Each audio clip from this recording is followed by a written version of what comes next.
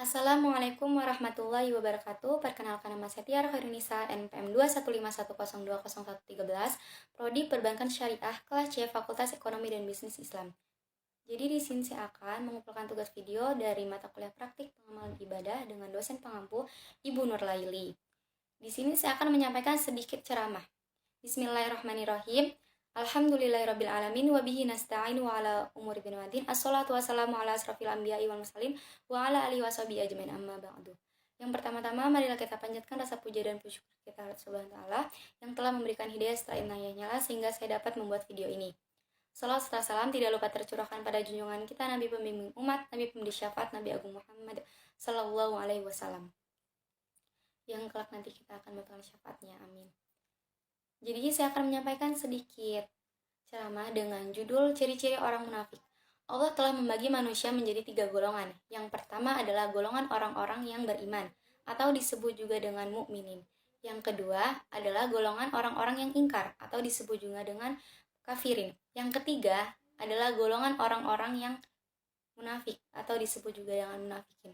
Pembagian ini mengarahkan kita untuk menghindari sikap ingkar atas segala perintah Allah Subhanahu wa taala.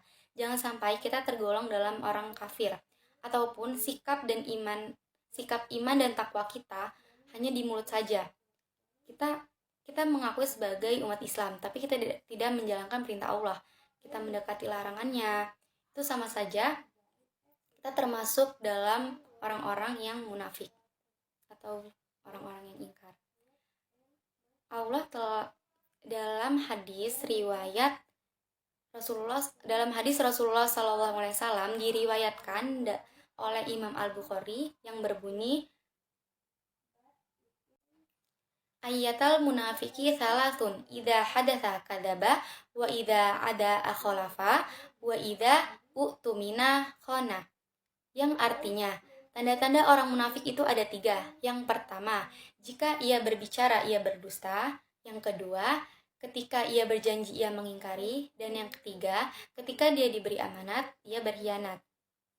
Dari hadis tersebut kita dapat berintrospeksi diri. Apakah kita ada 3 sifat itu yang dalam diri kita?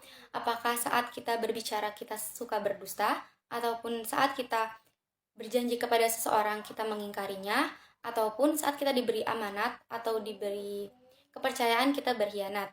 Semoga kita tidak termasuk dalam golongan orang-orang tersebut. Itulah ceramah yang dapat saya sampaikan. Kurang lebih saya mohon maaf. Pada Allah saya mohon ampun. Semoga bermanfaat untuk teman-teman semua. Baik, selanjutnya saya akan menjelaskan sedikit tentang ziswaf. Apa sih ziswaf itu? Ziswaf adalah singkatan dari zakat, infak, sodako, dan wakaf, yaitu sebuah instrumen distribusi kekayaan dalam sistem ekonomi Islam. Yang pertama ada zakat. Zakat itu adalah sebuah kegiatan mengeluarkan harta tertentu dari seseorang yang beragama Islam dan diberikan kepada golongan yang berhak menerimanya. Ada fakir, miskin, mu'alaf, riqab, ghorim, fisabilillah, atau ibnu sabil. Zakat itu dibagi menjadi 2. Yang pertama ada zakat mal dan zakat fitrah. Zakat mal itu seseorang yang mengeluarkan sedikit hartanya untuk yang lebih membutuhkan. Kalau zakat fitrah itu zakat yang dikeluarkan yang wajib dibayar oleh umat muslim pada saat bulan Ramadan. Itu sebesar 2,5 kg beras. Dan selanjutnya ada infak. Infak itu artinya mengeluarkan harta yang pokok kepada orang lain dengan sukarela. Jadi kita memberikan sebuah harta kita kepada seseorang dengan keikhlasan. Dilakukan kepada orang-orang yang terdekat, misalnya kayak saudara dulu, tetangga, baru orang-orang yang jauh. Kalau sedekah itu memberikan secara sukarela harta atau bahan makanan untuk orang-orang yang membutuhkan. Misalnya seperti kita memberikan sedekah kepada korban banjir atau yang lebih membutuhkan kayak panti asuhan kayak gitu. Terus wakaf itu menyerahkan sebagian harta benda miliknya untuk dimanfaatkan selamanya untuk dalam jangka waktu tertentu sesuai dengan kepentingan.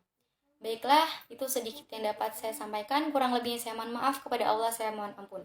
Akhirul kalam, wallahu muwaffiq ila aqwamit thoriq. Wassalamualaikum warahmatullahi wabarakatuh.